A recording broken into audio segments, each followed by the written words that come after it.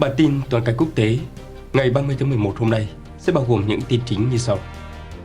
3 tay súng Gaza bị tiêu diệt sau khi vi phạm lệnh ngừng bắn. Nga phóng máy bay không người lái Shahi tới Odessa. Biên giới Slovakia, Ukraine bị phong tỏa. Tổng thống Zelensky thăm tỉnh Kherson và Mykolaiv. Séc quyên góp hơn 500.000 USD mua trực thăng Black Hawk cho Ukraine. Tổng thống Mỹ ban lệnh trừng phạt mới chống lại các nhà tài trợ chính cho chế độ Iran. Chiến hạm Mỹ ở Biển Đỏ bắn hạ UAV do Iran sản xuất. Tổng thống Putin bị ám sát, khủng bố dâng cao, 7 dự đoán lớn của bà Vanga cho năm 2024. Ấn Độ sắp đóng hàng không mẫu hạm đối phó với Trung Quốc. Trung Quốc đi đầu trong việc thu thập DNA từ phụ nữ mang thai và thai nhi. Quý vị đang theo dõi mục Toàn cảnh quốc tế ngày 30 tháng 11 của DKN và ngay sau đây sẽ là nội dung chính của bản tin. Kính mời quý vị và các bạn cùng theo dõi. Xin giới thiệu với quý vị An Cung Trầm Hương Sâm Núi, một sản phẩm cao cấp của Hàn Quốc có chứa các dược liệu quý từ thiên nhiên. An Cung Trầm Hương Sâm Núi có tác dụng hỗ trợ sau tai biến, hỗ trợ điều trị tai biến, phục hồi chức năng thần kinh, kháng viêm và giảm đau. Quý vị đặt mua qua số điện thoại 0945689573, quét mã QR, địa chỉ dkn.tv/ac. Xin trân trọng cảm ơn.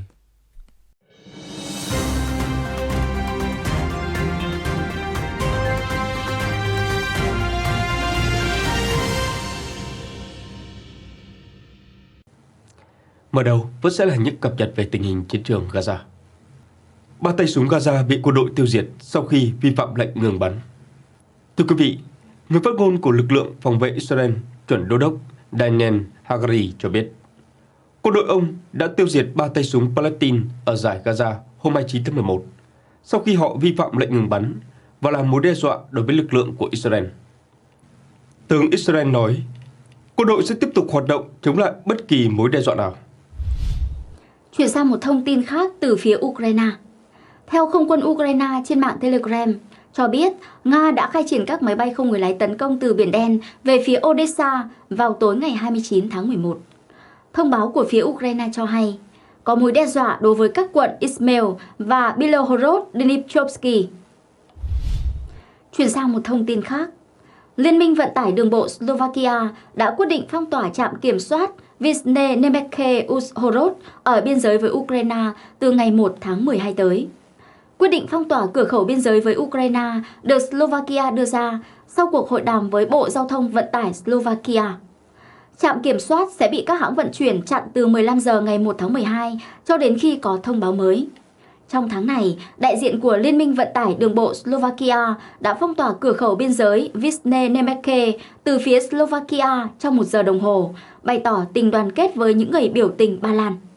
Họ đang yêu cầu Bruxelles khôi phục hệ thống cấp phép thương mại cho hoạt động vận tải trong EU vì các công ty châu Âu không thể cạnh tranh với họ.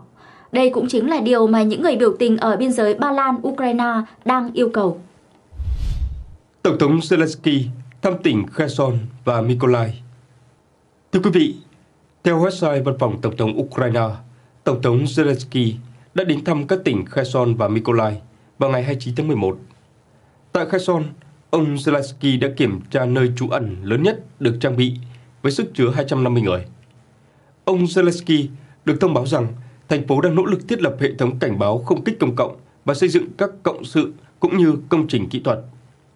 Tại tỉnh Mykolaiv, ông Zelensky đã tham gia thuyết trình về các dự án được thực hiện dưới sự bảo trợ của Vương quốc Đan Mạch đối với tỉnh này. Chuyển đến một tin tức khác. Séc quyên góp hơn 500.000 đô la Mỹ mua trực thăng Black Hawk cho tình báo của Ukraine. Hôm 29 tháng 11, truyền thông đưa tin Cộng hòa Séc đã huy động được hơn nửa triệu đô la như một phần của sáng kiến quà tặng dành cho Tổng thống Nga Putin khi mua máy bay trực thăng Black Hawk cho cơ quan tình báo quốc phòng của Ukraine. Những người tổ chức chiến dịch cho biết hơn 500.000 đô la tương đương với khoảng 10% số tiền cần thiết đã được quyên góp. Họ cũng cho biết kết quả này đạt được là nhờ sự đóng góp của hơn 4.000 nhà tài trợ.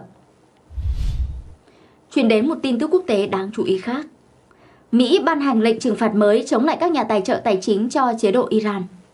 Bộ Tài chính Hoa Kỳ vào ngày 29 tháng 11 đã đưa ra các biện pháp trừng phạt đối với hơn 20 cá nhân và pháp nhân tài trợ bất hợp pháp cho chính phủ Iran. Tờ European Pravda trích dẫn thông tin từ Bộ Tài chính Hoa Kỳ cho biết, Washington tuyên bố rằng các cá nhân bị trừng phạt đã tạo điều kiện tài trợ cho lực lượng vũ trang và Bộ Tổng tham mưu của Iran, cũng như quân đoàn vệ binh cách mạng Hồi giáo, thông qua một mạng lưới các công ty bình phong cả ở Iran và nước ngoài. Những âm mưu liên quan đến các cá nhân và công ty bị trừng phạt bao gồm việc sử dụng các bên trung gian cũng như giả mạo giấy chứng nhận xuất xứ hàng hóa, chủ yếu là nguyên liệu thô như dầu. Ví dụ, một số người trong số họ đã cố gắng bán dầu ngưng tụ của Iran dưới vỏ bọc dầu Malaysia. Bộ Tài chính Hoa Kỳ nhấn mạnh, Iran tạo ra số tiền tương đương hàng tỷ đô la Mỹ thông qua việc bán hàng hóa để tài trợ cho các hoạt động gây bất ổn trong khu vực và hỗ trợ nhiều nhóm ủy quyền trong khu vực, bao gồm Hamas và Hezbollah. Tiếp tục liên quan đến vấn đề này, chiến hạm Mỹ ở Biển Đỏ đã bắn hạ UAV do Iran sản xuất phóng từ Yemen. Vào hôm 29 tháng 11, một quan chức Mỹ giấu tên cho hay một tàu chiến của Hải quân Mỹ đi gần eo biển Bab el-Mandeb đã bắn hạ một máy bay không người lái phóng từ Yemen. Đây là động thái mới nhất trong một loạt các mối đe dọa từ phiến quân Houthi do Iran hậu thuẫn. Quan chức này cho biết, theo các báo cáo ban đầu, tàu khu trục USS Carney của Hải quân Mỹ coi máy bay không người lái KAS-04 do Iran sản xuất là một mối đe dọa và đã bắn hạ nó trên mặt nước ở phía nam Biển Đỏ khi con tàu này đang di chuyển về phía eo biển. Vụ bắn hạ này diễn ra một ngày sau khi một máy bay không người lái của Iran quần thảo phía trên hàng không mẫu hạm USS Dwight D. Eisenhower của Mỹ khi nó đang tiến hành các hoạt động bay tại vùng biển quốc tế ở Vịnh Ả Rập. Phó Đô đốc Hải quân Brett Cooper, chỉ huy Bộ Tư lệnh Trung tâm Lực lượng Hải quân Mỹ, cho biết máy bay không người lái vi phạm các biện pháp phòng ngừa an toàn khi bay quá gần tàu. Vào đầu tháng này, một tàu khu trục khác của Hải quân Mỹ, USS Thomas Hatner, đã bắn hạ một máy bay không người lái đang hướng về phía con tàu khi nó di chuyển ở phía nam Biển Đỏ. Tổng thống Putin bị ám sát, khủng bố dâng cao, 7 dự đoán lớn của bà Vanga cho năm 2024. Thưa quý vị, nhà tiên tri nổi tiếng người Pháp bà Vanga bị mù khi mới 12 tuổi nhưng đã đưa ra nhiều dự đoán chính xác khiến thế hệ tương lai phải kinh ngạc. Năm 2024 sắp tới ra sao, bà Vanga đã để lại 7 dự đoán lớn. Về độ chính xác thì còn phải chờ thời gian xác minh. Tờ The Sun ngày 28 tháng 11 đưa tin, bà Vanga được mệnh danh là Nostradamus xứ Balkan. Cuộc tấn công khủng bố ngày 11 tháng 9 ở Mỹ và cuộc chiến Nga-Ukraine gây chấn động thế giới đều được bà dự đoán chính xác. Nhà tiên tri mù Vanga cũng đưa ra nhiều dự đoán gây sốc trong năm 2023, chẳng hạn như vụ nổ nhà máy điện hạt nhân sẽ tàn phá hành tinh của chúng ta, hay tuyên bố rằng quỹ đạo trái đất sẽ thay đổi đáng kể trong năm nay, kèm theo những hậu quả tàn khốc. Chỉ là những điều này vẫn chưa xảy ra mà thôi. Về năm 2024 sắp tới, bà Vanga dự đoán 7 sự kiện lớn. Thứ nhất, vụ ám sát Tổng thống Nga Putin. Theo bà Vanga, Tổng thống Nga Vladimir Putin sẽ bị chính người đồng hương của mình sát hại vào năm 2024. Thật trùng hợp, chỉ tháng trước, kênh Telegram General SVR của Nga đã đăng một bài báo nói rằng ông Putin đã qua đời và hiện đang có người đóng thế ông. Tuy nhiên, Điện Kremlin phủ nhận điều này và gọi đó là tin tức nhảm nhí, nực cười. Sau đó, Andriy Yusov, phát ngôn viên của cơ quan tình báo quốc phòng Ukraine, cáo buộc Nga cố tình tung tin đồn về cái chết của Putin để kiểm tra mức độ nổi tiếng của ông. Thứ hai, khủng bố châu Âu sẽ gia tăng. Nhà tiên tri mù Vanga cho biết sẽ có sự gia tăng chủ nghĩa khủng bố ở châu Âu. Một trong những cường quốc sẽ tiến hành thử vũ khí sinh học hoặc phát động các cuộc tấn công vào năm tới. Hiện tại, cuộc chiến tranh Hamas-Israel hồi tháng 10 đã chứng minh điều này. Thứ ba, thiên tai tràn lan. Bà Vanga dự đoán thiên tai sẽ xảy ra nhiều vào năm tới. Ngoài ra, theo The Sun, bà Vanga cho rằng ngoài các hiện tượng thời tiết, hiệu ứng bức xạ cũng có thể gia tăng. Thứ tư, khủng hoảng kinh tế. Bà Vanga dự đoán nợ nần gia tăng, căng thẳng toàn cầu và sự chuyển dịch quyền lực từ Tây sang Đông sẽ làm trầm trọng thêm cuộc khủng hoảng kinh tế. Thứ năm là tấn công mạng. Bà Vanga cho biết các tin tặc sẽ bắt đầu nhắm mục tiêu vào cơ sở hạ tầng như lưới điện và nhà máy xử lý nước. Điều này sẽ làm tăng thêm các mối đe dọa đối với an ninh quốc gia. Gần đây, truyền thông cũng đưa tin các nhà máy điện và các cơ sở hạ tầng ở nhiều nước lớn đã bị hack và các rủi ro vẫn đang rình rập. Thứ sáu là cuộc cách mạng công nghệ. Nhà tiên tri mù Vanga cho rằng điện toán lượng tử sẽ đạt được bước đột phá lớn vì máy tính lượng tử có thể xử lý thông tin nhanh hơn máy tính tiêu chuẩn. Bà cũng dự đoán việc sử dụng trí tuệ nhân tạo sẽ tăng lên. Thứ bảy là sự đột phá y học. Đây có thể là một trong số ít tin vui trong dự đoán của bà Vanga cho năm 2024. Đó là bệnh ung thư và bệnh Alzheimer sẽ sớm được chữa khỏi. Theo hãng tin European News, ngoài 7 dự đoán lớn cho năm 2024, bà Vanga còn cho rằng con người cũng có thể kỳ vọng giải quyết được vấn đề nạn đói trên thế giới trong khoảng thời gian từ 2025 đến 2028. Tuy nhiên, nhà tiên tri mù người Pháp cũng dự đoán mọi người sẽ có thể du hành thời gian vào năm 2304. Lời tiên tri của bà Vanga dừng lại ở năm 5079, năm mà ngoại giới tin là thời điểm bà tiên đoán về ngày tận thế. Sinh năm 1911, bà Vanga bị mất thị lực một cách bí ẩn trong một cơn bão dữ dội khi mới 12 tuổi.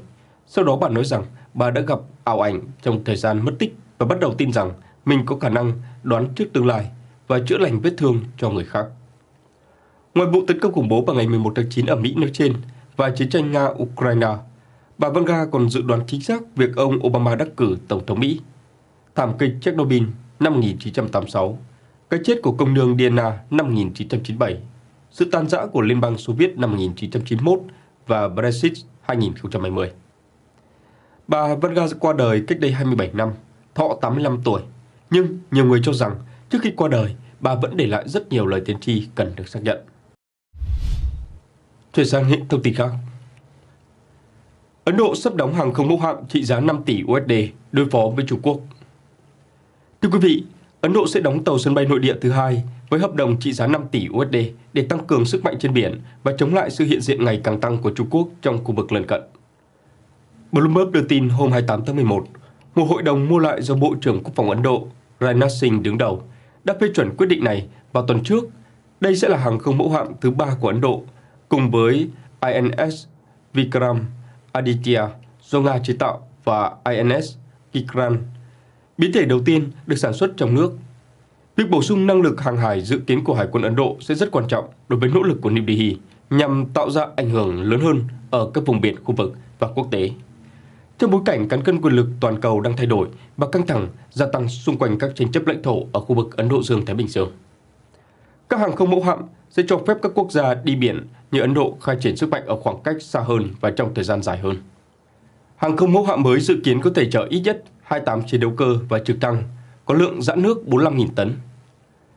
Bloomberg cho biết, hàng không mẫu hạm này sẽ được trang bị các máy bay phản lực Rafale do Pháp sản xuất, một quyết định phản ánh quá trình hiện đại hóa quân sự đang diễn ra của Ấn Độ và loại bỏ một phần cứng cũ do Liên Xô và Nga sản xuất.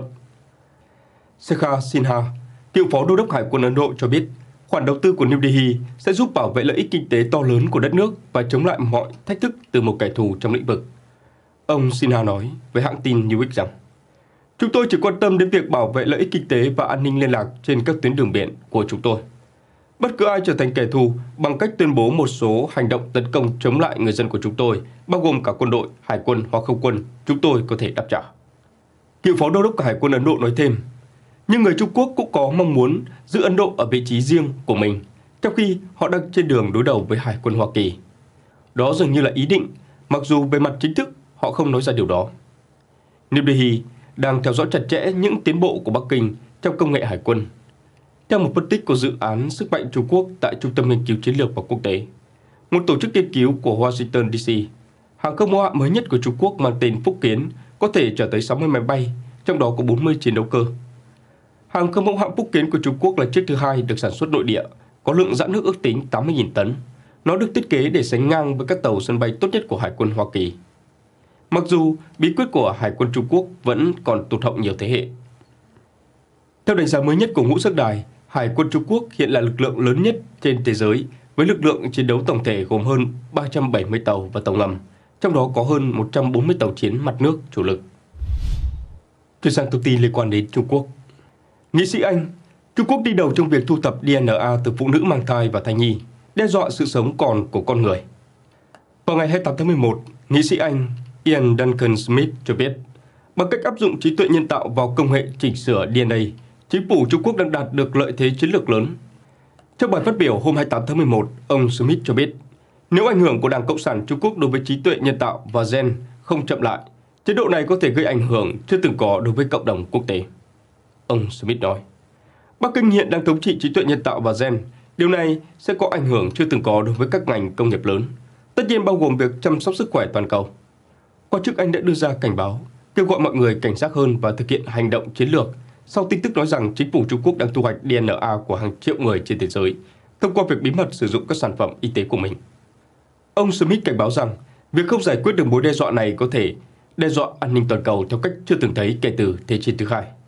Ông Smith nói, không có gì chính phủ Trung Quốc làm là ngẫu nhiên và những mối đe dọa mà chúng ta phải đối mặt bây giờ có thể sánh ngang với những gì chúng ta phải đối mặt trong chiến tranh lạnh và thậm chí trong những năm 1930.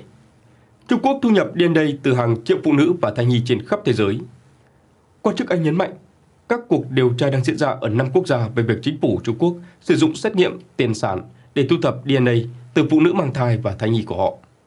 Các cuộc thử nghiệm có tên NIFTI được thiết kế bởi tập đoàn gen khổng lồ BGI của Trung Quốc với sự tư vấn của quân đội Trung Quốc. Xét nghiệm này tuyên bố sàng lọc hội chứng đau và các bệnh di truyền khác.